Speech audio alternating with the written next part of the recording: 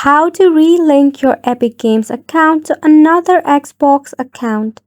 Welcome back to Glitch Sorcerer, and let's get right into this tutorial. Launch a browser and search for store.epicgames.com.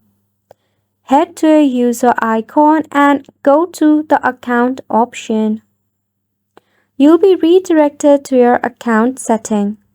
In your left-hand side, navigate to Apps and Account. From all of this account options, select on Connect of Xbox. Once you tap on Connect, it will take you to a new page. Just tap on Connect Account. It will open up you a new dialog box in which you need to enter your email address, phone, or Skype of the account that you want to link. Or you have other sign-in option of your face, fingerprint, PIN, or security key, or you can even sign in using a GitHub or just tap on forgot your username.